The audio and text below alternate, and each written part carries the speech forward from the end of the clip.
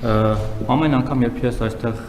ձեզ հարց եմ հնչեցնում, դրանից հետո ինձ տարբեր ընկերներ զանգում են եւ բարեկամաբար հորդորում են զգույշ լինել, որովհետեւ մի օր գլուխդ կուտեն, մի օր կձերբակալեն, չգիտեմ, պայծեստում մի բան կանեն քեզ հետ։ Ինչպես տեսնում եք, ես հիմա այստեղ եմ ողջ առողջ, ոչ ձեր կողքին, բայց ձեր առջև կանգնած։ Այս իմաստով, բայց սա դեռ չի այսքանով չի սահմանափակում ամեն ինչ, իհարկե ֆիզիկական բռնության չեմ ենթարկվել, բայց ենթարկվում եմ հոգեբանական եւ այլ տեսակի արշավանքների, ձեր հետևորդների, աջակիցների, թիմակիցների եւ թույլ տվեք ասել զոմբիների կողմից, այդպես շատ են ձևակերպում։ Նույնը տեղի ունենում նաեւ իդեպ Ռոբերտ Քոչարյանի հետ կապված, երբ որ իր մասին մի թթու խոսք եմ ասում կամ հրապարակում, իր այսպես ասած զոմբիներն են հարձակվում ին վրա եւ ինչպես ձերոնք են հայոյանքներ, սպառնալիքներ, սուր տեղեկություններ տահածում, այնպես էլ Քոչարյանի հետևորդները, աջակիցներն ու զոմբիները։ Եվ սա այն կոնտեքստում, երբ որ դուք կառավարությունը հռչակել է ծրագիր, որով պետք է ատելության խոսքի դեմ պայքարի, այսպես է պայքարում ատելության խոսքի դեմ, երբ միևնույն ժամանակ օրինակ հրապարակ թերթի խմբագիր ձեր նախկին գործընկերոջ մի 1 տարի առաջվա հրապարակման մեջ քննչական կոմիտեն չգիտես ինչու ինչ որ սահմանադրական կարգի տապալման սպառնալիք էր տեսել, հետո որոշեց, որ պետք է կարճի։ Նույն ձև ձեր թիմակիցները խոսքի ազատության ճնշումների մեջ են ենթարկվում, 2 օր առաջ ես հրապարակել էի իմ լրատվամիջոցում, որ ՔՊ-ի ներքին խմբում չաթում, չգիտեմ դուք այդ չաթում կաք թե ոչ, Վահագն անունով մի կուսակցական հանդգնել էր դժգոհել Ռոմանոս Պետրոսյանից եւ նրա ղեկավարացիայից, որովհետեւ ժամեր շարունակ բարբերաբար իրենք լույս չեն ունենում եւ նրան ստացել էր Էդգար Հակոբյան անունով պատգամավորը եւ ստիպած նա հրաժարվել էր դուրս էր եկել կուսակցություն չաթից, հավանաբար նաեւ կուսակցությունից։ Այդ ամեն ինչը ինձ մոտ կա, կարող եք տեսնել։ Սա մեկ, ինչպես եք վերաբերվում այս ամեն ինչի, ոնց եք պատրաստվում զսպել ձեր հետևորդներին, եւ երկրորդը, ուրեմն դուք անընդհատ խոսում եք Արցախի այսպես էջը փակելու մասին, բայց ես ուզում եմ հիշեցնել 2021-26 թվականների կառավարության ծրագիրը, իդեպ այդ մասին գրառում եք կատարել ձեր նախկին փոխնախարար Գայանե Գաբրելյանը, որը իդեպ ձեր վարչապետի ակտիվ մասնակիցներից էր, եւ նշել է, որ դուք նախ այդ ծրագրին, որին դուք ամբողջ թիմով կողմ եք քվեարկել, Արցախ բառը օգտագործել եք 11 անգամ, Ղարաբաղը 7 եւ ծրագրից հատվածներ 1-2-ը կարդամ, երկար չէ։ Օրինակ Արցախի ժողովրդի իրավունքների եւ անվտանգության ապահովում, պաշտպանելու է Հայաստանի ու Արցախի շահերը Հայաստանի կառավարությունը, Արցախի հետպատերազմյան վերականգնում, ջանք չի խնայելու Արցախում արժանապատիվ եւ բարեկեցիկ կյանքի պայմաններ ստեղծելու համար, Արցախի իշխանությունների հետ համագործակցության խորացում, Արցախի հետ գործակցության նոր ձևաչափերի ստեղծում, Հայաստանի Հանրապետությունը շարունակելու է լինել Արցախի ժողովրդի անվտանգության երաշխավորը եւ այսպես շարունակ։ Դուք մի ծրագիր եք քվեարկել, որի ոչ մի կետ փաստորեն չեք կատարել, գոնե այս Արցախի մասով։ Հիմա դուք ինչ խոստում եք կատարել, ձեր հետև ընտրողներին ինչ եք խոստանալու։ Եթե մարդիկ գան ու ասեն, ես ձեզ ձայն եմ տվեք 21 թվականին, նայելով հենց այս ծրագիրը, նաև ձեր ՔՊ-ի կուսակցական ծրագիրը։ Հիմա դուք այս կետերից ոչ մեկը Արցախի մասով առնվազն չեք կատարել։ Հանուն ինչի պիտի ձեզ ընտրեն։ Կառավարության ծրագրում եւ ընդ որում կառավարության ծրագրի նախաբանում հստակ գրված է, որ Հայաստանի Հանրապետության ժողովրդի առաջ կառավարության ստանձնած մեծագույն պարտավորությունը տարածաշրջանում խաղաղության էջը բացելն է եւ խաղաղություն հաստատելը ըստ էության մեջբերում ես եթե բառացի չի իմաստային ճիշտ է, այսինքն մենք հստակ արձանագրել ենք եւ ես ձեր ասածին տասնյակ անգամներով անդրադարձել եմ, այդ թվում կուսակցության 7-րդ հերթական համաժողովում ունեցած ընդարձակ ելույթում, որ մենք մի նախընտրական ծրագրով մտել ենք ընտրական process, որը եղել է այո, ավանդական, հայկական, ՔՊ դրոպ դաշնակցական ծրագիր, բայց մենք լրիվ ուրիշ ծրագրով դուրս ենք եկել, որովհետև այդ ընթացքում Հայաստանի Հանրապետության քաղաքացիները եւ հատկապես քաղաքացիներից այն հատվածը, ում ես պայմանականորեն անվանեցի սնուցող մայրեր, նրանք շատ կոնկրետ պատգամավոր են հանդես եկել, մեզ հորդորելով խաղաղությունը դարձնել բացարձակ առաջնահերթություն։ Երկրորդը Ղարաբաղի հետ կապված ոչ մի կառավարություն չի արել Ղարաբաղի համար այնքան, որքան արել է մեր կառավարությունը եւ դա թվերով տեսանելի եւ ապացուցելի։ Եվ ուզում եմ արձանագրել, որ Հայաստանի Հանրապետության կառավարությունը ամեն ինչ արել է եւ ձեր ասած ուժերն էին, որ տոնում էին Ղարաբաղում իշխանություն վերցնելը, որ հեսա տեսեք ինչ ենք անելու եւ նրանց իշխանություն վերցնելու բոլորդ հիշում եք, ես իրադարձությունները չնկարագրեմ, ընդամենը օրեր հետո ամեն ինչ ավարտվեց։ Հիմա այդ ձեր ասած նույն ուժերը, բացարձակապես նույն ուժերը, նույնը ուզում են անել Հայաստանի Հանրապետության հետ։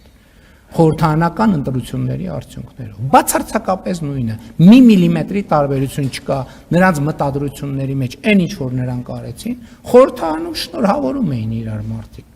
որ Ղարաբաղում իշխանությունը վերցրել են, հիմա տեսեք ինչ են անելու։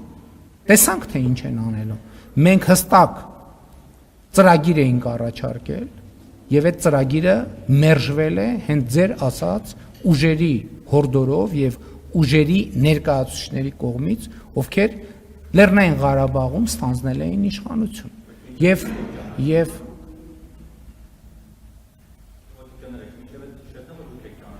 ուրեմն գիտեք ինչ,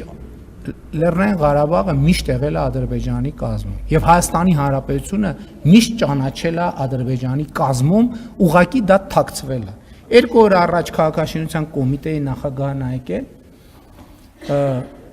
եւ հարցազեկություն։ Իմիջայլոց այս բանից հետո հիշեք, որ հրապարակ ենք։ Եվ 2000 չեմ հիշում, որ 5, 6, գուցե 10, 15 կամ որևէ թվականին Հայաստանում տարա բնակեցման ծրագիրը հաստատելու process-ը տեղի ունեցել եւ կցված են փաստաթղթերը, որտեղ Հայաստանի Հանրապետության կառավարության փաստաթղթերը, որտեղ Հայաստանից արևելք հատվածները, Հայաստանի սահմանագծված է, այնպես ինչպես մենք արձանագրել ենք խաղաղության նախասահմանագրված համաձայնագրում, իսկ դրանից արևելք մեծ տառերով գրած Ադրբեջան։ Դա Հայաստանի Հանրապետության կառավարության պաշտոնական փաստաթուղթն է։ Այս այդքան ակնհայտ բան է։ Մեր խնդիրն ինչ է, որ մենք ըստ էության Հայաստանի Հանրապետության ժողովրդից եւ Ղարաբաղի ժողովրդից էլ թաքցվել է իրողությունը։ Ինչի է թաքցվել իրողությունը։ Ինչի է թաքցվել 1996 թվականի Լիսաբոնի գագաթաժողովի իրողությունը։ Հիմա էլ փաստաթղթերը ամբողջությամբ հրապարակված են։ Էլ չկա այդ վայ հրապարակեք փաստաթղթերը։ Հրապարակված են փաստաթղթերը, բա ուր են այդ փաստաթղթերի, ինչու աղմուկ աղաղակ չկա այդ փաստաթղթերի մասին։ Չկա, որովհետև ամեն ինչ հրապարակված է։ Ամեն ինչ հրապարակված է եւ ամբողջ ճշմարտությունը դրված է ժողովրդի առաջ։ Բայց այդ ճշմարտությունը դեռ ունի զարգանալու տեղ, որ այդ պատմությունը ընդամենը եղել է հետեւյալը. Հայաստանի անկախ պետություն լինելը թույլ չտալը։ Եվ այդ process-ը ղեկավարել են Լևոն Տեր-Պետրոսյանը, հետո Ռոբերտ Քոչարյանը, հետո Սերժ Սարգսյանը, հիմա էլ նրանց հարակից ռուսաստանա-բելարուսական օլիգարխներին են բերել, հասկանալով, որ իրենց քարտը մարված է, հիմա էլ ռուսաստանա-բելարուսական օլիգարխներին են բերել։ Իմիջայլոց, այդ որ ինչի այդ հանրային հաղորդակցություն ինչի տեղի չի ունենում։ Ես հիմա ուղիղ եթերով եւ տասնյակ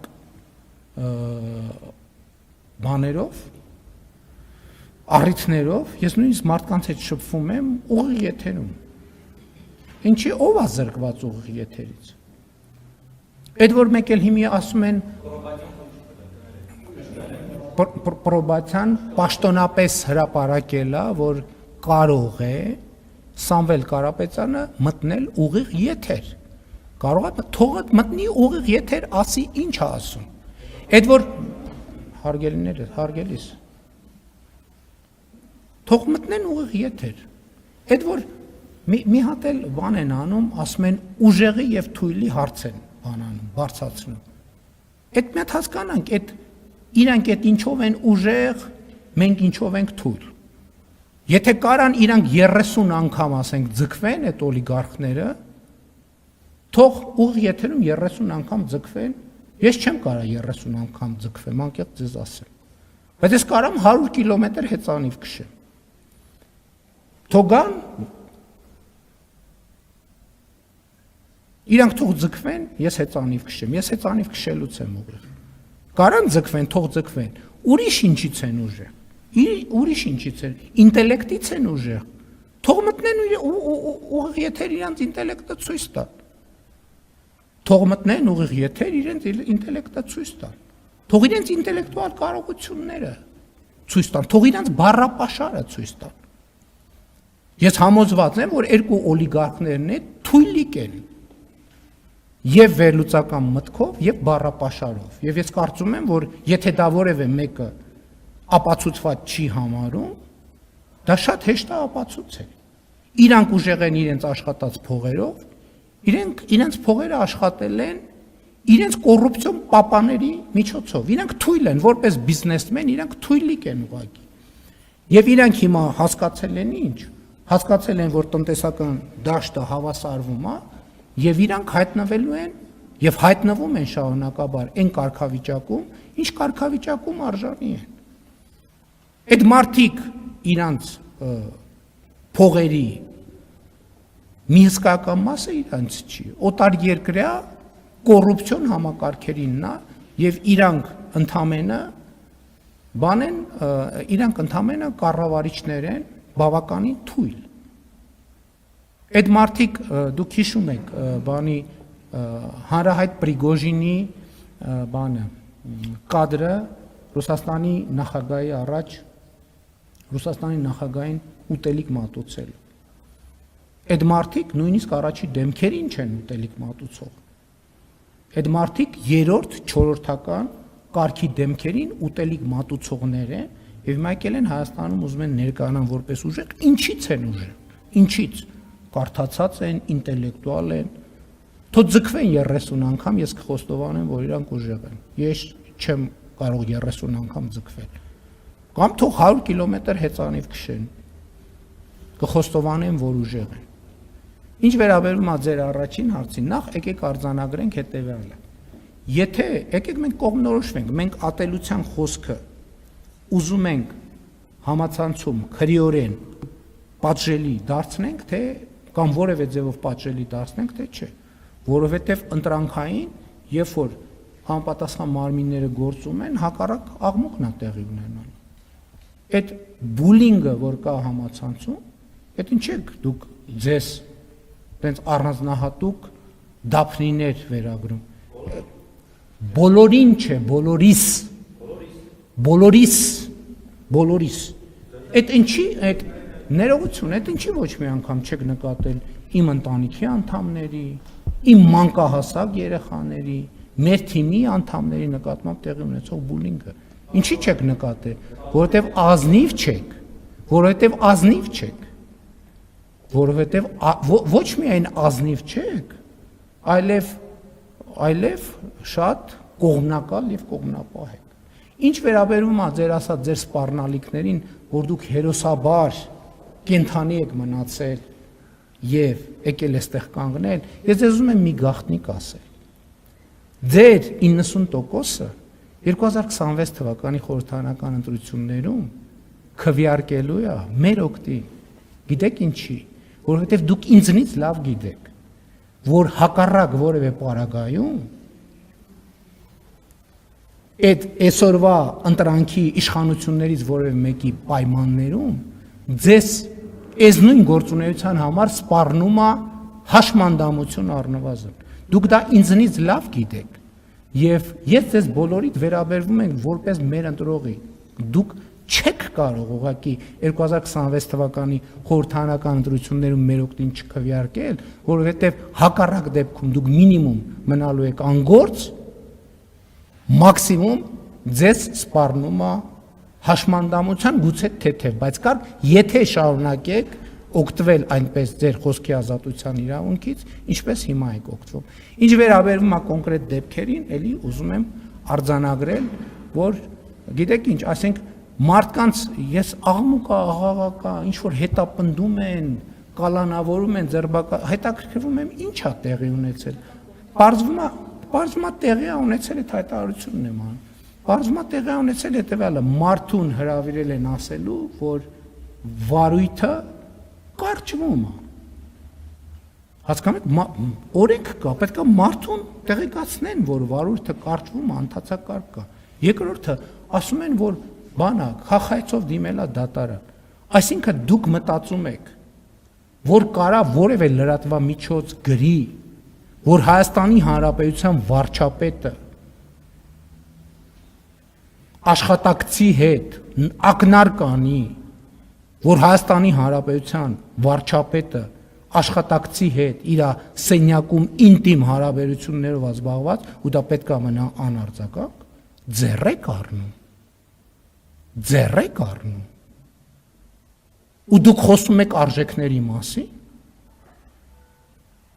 Այդ մարդիկ են, որ չգիտես ում սենյակում, ում հետ ինչով են զբաղված, ուզում են ինձ անձի հարց չի ստեղ կարգավիճակի, այսինքն դուք ուզում եք ասեք, որ ես Հայաստանի Հանրապետության վարչապետի կարգավիճակը եւ Հայաստանի Հանրապետությունը չեմ հարգում, մտքներով է չանցնի, օրինական բոլոր ձևերով կստիպեմ, որ դրա հետևանքները կրի ով ուզում է լինի, որովհետեւ ինչպես հայտնի հերոսն է ասում, «Задержаву обидно»։ Ես անձնական խնդիր չեմ լուծում։